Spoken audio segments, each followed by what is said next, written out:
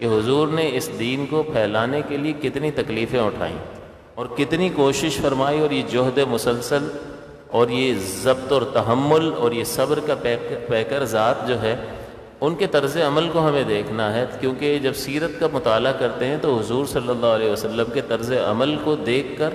سن کر، سمجھ کر، اس سے ایک مومن کو بہت زیادہ قوت، تقویت حاصل ہوتی ہے، اور پھر وہ اپنے اندر ایک عملی طاقت پاتا ہے، وہ ایک فیصلہ کرتا ہے کہ بس سب چھوڑو، اس طرف آ جاؤ۔ سب چھوڑنے کا مطلب یہ نہیں ہے کہ دکان بند کر دو اور ادھر آ جاؤ، لیکن جہاں بھی بیٹھا ہو محبوب کا تصور اس کے دل میں ہو، وہ اس تصور سے خالی نہیں ہونا چاہیے۔ جیسے حضرت انس بن مالک رضی اللہ تعالیٰ عنہ نے فرمایا کہ جس شخص میں 3 باتیں ہوں وہ ایمان کی مٹھاس کو پالے گا۔ سب سے پہلی چیز کہ اللہ اور اس کا رسول اسے سب سے زیادہ محبوب ہوں۔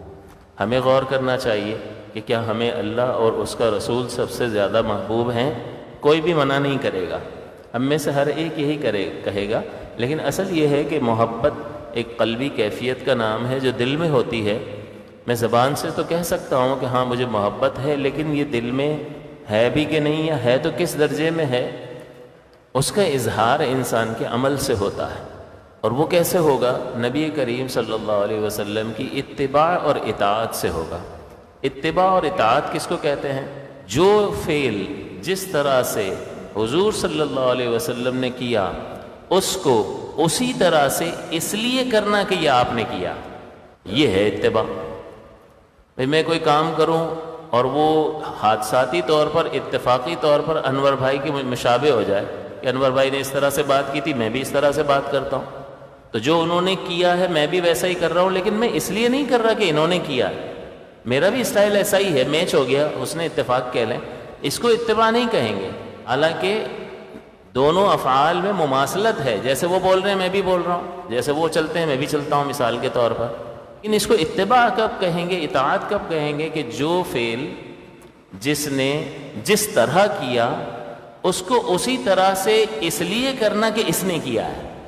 یہ اتباع کہلاتا ہے۔ تو اب حضور کی اتباع کا اور اطاعت کا جب لفظ آئے تو آپ کا ذہن اس معنی کی طرف منتقل ہونا چاہیے کہ یہ کہنا یہ چاہ رہے ہیں کہ جو فعل رحمت کونین صلی اللہ علیہ وسلم نے جس طرح سے کیا، اسے اسی طرح سے اس لیے کرنا کہ یہ حضور نے کیا ہے، یہ اطاعت اور اتباع کہلاتا ہے۔ اور اطاعت اور اتباع سے پتہ چلے گا کہ حضور کی کتنی محبت ہے، کیونکہ جب محبت ہوگی تو پھر ایسا کیسے ہو سکتا ہے کہ جس کی محبت دل میں ہو اور ہمارا چہرہ اس جیسا نہ دکھتا ہو؟ اگر اس محبوب کے چہرے پہ داڑھی ہے تو ہمارے چہرے پہ ہوگی، ورنہ پھر یہ محبت کے دعوے میں جھوٹ بول رہا ہے، یہ فراڈ کر رہا ہے۔ صرف اس کا تعلق داڑھی سے نہیں ہے، اپنا لباس جو ہے وہ شریعت کے موافق نہیں کیا ہے تو خالی دعویٰ کر رہا ہے، دلیل تو پیش نہیں کر پا رہا۔ اسی طرح سے جو دین کو سیکھنے کے تقاضے ہیں، محبت کرتا ہے حضور سے، تو بھائی حضور نے جو عطا فرمایا میری میراث علم ہے، تو اس سے کس نے کتنا حصہ حاصل کیا ہے، کتنا اس کو وقت دیا ہے اور اس کو اپنا نصب العین بنایا ہے، کیونکہ زندگی بہت مختصر ہے، یہ دنیا کے چکروں میں اسی طرح سے اگر ختم ہو گئی تو اللہ کی بارگاہ میں تو اپنا جواب دینا ہے بھائی، کسی اور کا جواب کوئی دینا ہے، تو پھر انسان تباہ ہو جاتا ہے، برباد ہو جاتا ہے، اور اسے احساس بھی نہیں ہوتا کہ یہ سرمایہ حیات اس نے کہاں لٹا دیا۔ تو اصل دیکھیں،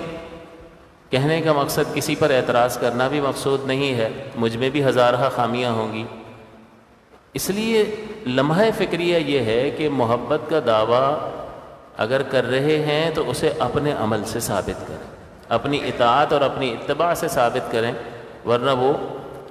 محبت کا صرف دعویٰ ہی رہے گا، وہ پایہ ثبوت تک نہیں پہنچے گا، اور حقیقتاً اس کو محبت کہتے نہیں ہیں۔ تو اس لیے ہمیں غور کرنا چاہیے